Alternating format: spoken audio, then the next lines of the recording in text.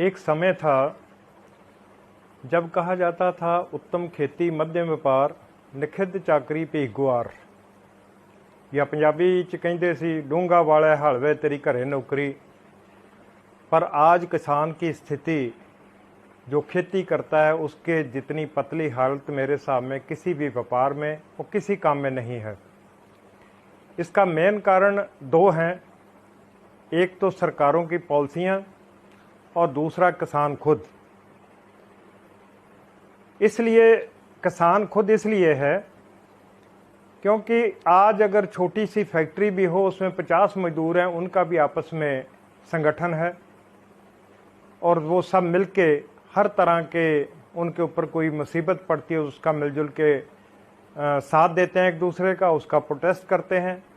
तो फैक्ट्री मालिक को भी उनके सामने झुकना पड़ता है। लेकिन हमारी बदकिस्मती है 70% पूरी आबादी का हिंदुस्तान की होते हुए भी किसान आज एकजुट नहीं है, जिसका मेन कारण किसान को मारू नीतियों से मार पड़ने का है। दूसरा सबसे बड़ा कारण है कोई भी सरकार आती है तो वो जिसकी जितनी भी नीतियां हैं वो सब किसान विरोधी हैं।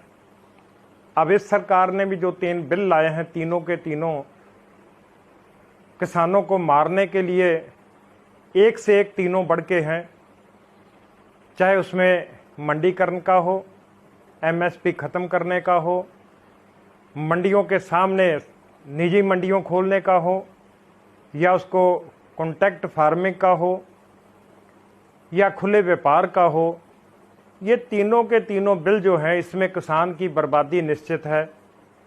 आज अभी देखने में एक आध साल बहुत अच्छा लगेगा कि सरकारों को अगर इसको पास करवाना है, किसानों को समझाना है, इनको शांत करवाना है, तो जैसे पिंजरे में एक रोटी का टुकड़ा लगा के लालच दिया जाता है चूहे को फंसाने के लिए, अभी 1 साल तक लालच आपको हर तरह के दिए जाएंगे। आपको लगेगा नहीं सरकार सही कर रही है, लेकिन जब एक बार आप पिंजरे में फंस जाओगे तो उसके बाद जो चाहेगा मालिक, जो चूहे के साथ करता वही किसानी के साथ होगा। आज इससे बचने के लिए जिस तरह से पंजाब और हरियाणा के किसानों ने कमर कसी है, मुझे बड़ा अफसोस होता है अपने यूपी और राजस्थान, मध्य प्रदेश या हमारे इधर पूर्वी जितने भी राज्य हैं उनके किसानों को देख के। वो किसानों की हाल जब पंजाब और इनके धरने देखते हैं तो बड़े खुश होते हैं, ये पंजाब वाले हरियाणा वाले बहुत अच्छा काम करते हैं। लेकिन भाइयों मैं आपसे एक चीज़ पूछता हूँ, क्या उनको ठंड नहीं लगती, या उनको गर्मी नहीं लगती, या उनके घर के पीछे परिवार नहीं है, या उनका घर बार नहीं है, या उनको काम नहीं करना है? अगर वो ये सब कर सकते हैं तो क्या आप लोग क्यों नहीं कर सकते हो? आप लोगों को भी उनकी तरह सड़कों पे उतरना पड़ेगा। और कोई भी चीज़ आसानी से नहीं मिलती है। अगर अपना हक लेना तो उसके लिए लड़ाई लड़नी पड़ेगी। जैसे हरियाणा पंजाब का किसान लड़ रहा है उसी तरह हम लोगों को मिलकर लड़नी पड़ेगी।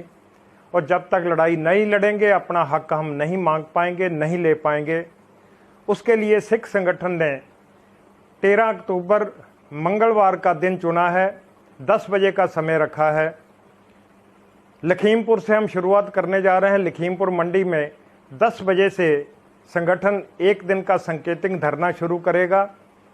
इसमें मुख्य मुद्दे जो हैं वो इन 3 कानूनों के खिलाफ, और तीसरा जो सबसे बड़ी मार हम लोगों को पड़ रही है, आज एमएसपी 1868 रुपये का धान का है, लेकिन 12 और 1300 में जो है धान बिक रहा है।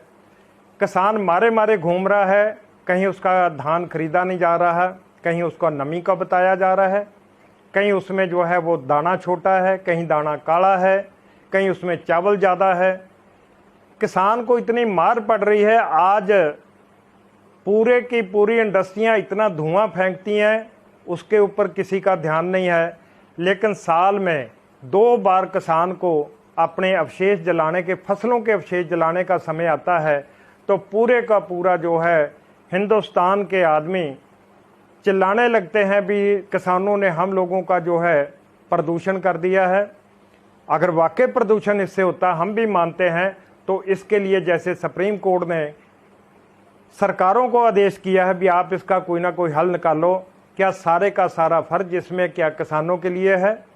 अगर करोड़ों का कर्जा बड़े बड़े कॉर्पोरेट घरानों का सरकारें माफ़ कर सकती हैं, तो क्या थोड़ा बहुत खर्चा किसानों के ये जो अवशेष हैं इनको जलवाने के लिए या इनको उठाने के लिए या इनको कहीं भी निपटाने के लिए अगर किसान इसमें मदद ले लें और कोई भी सरकार इसकी मदद कर दे तो ये सारे से निजात पाई जा सकती है। हम लोग जितने भी किसान या किसान मजदूर हैं, हम उनका आह्वान करते हैं भी 13 तारीख से लखीमपुर से इसकी शुरुआत की जाए और धीरे धीरे इसको पूरे उत्तर प्रदेश में लेके चला जाए। आज गन्ने की पेमेंट जो 14-15 दिन में मिलनी थी, आज देखिए सीजन ख़त्म हुए जो है 5 महीने हो गए तो अभी तक हम लोगों का गन्ने की पेमेंट भी नहीं हुई है। गेहूं बिक नहीं रहा, धान बिक नहीं रहा है, पराली कोई फूकने नहीं देता है। किसान जाए तो जाए कहाँ। अब किसानों से मेरी एक विनती है, अगर वाकई आप लोगों को अपने परिवार को पालना है, किसान मजदूर जो है अगर उनको अपना परिवार पालना है तो घरों से आपको निकलना ही पड़ेगा। आप सभी से मेरी हाथ जोड़कर विनती है कि किसी भी तरह की कोई भी किसान बंदी हो, कोई भी मजदूर बंदी हो, सभी के सभी 13 अक्टूबर वाले दिन मंगलवार सुबह 10 बजे लखीमपुर के मंडी स्थल पर पहुंचकर इसकी शुरुआत करें। और ये किसान की लड़ाई है, इसको मिलजुल के लड़ा जाए।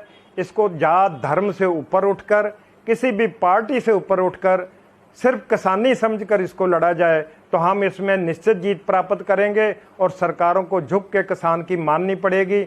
आगे फिर इसमें विचार किए जाएंगे क्यों 70% किसान अगर एकजुट हो जाएगा तो कल को हमें प्रोटेस्ट करने की ज़रूरत नहीं पड़ेगी। कल को सरकार भी आपकी अपनी होगी, कानून भी आपके अपने होंगे। अब हम लोग 13 तारीख मंगलवार वाले दिन लखीमपुर अनाज मंडी में आपसे मिलते हैं। सभी किसान भाइयों को, किसान मजदूरों को, किसान संगठनों को हाथ जोड़कर विनती है कि सब जो है ज़्यादा से ज़्यादा गिनती में वहाँ पर पहुँचें। इसी के साथ जय जवान, जय किसान, जय भारत।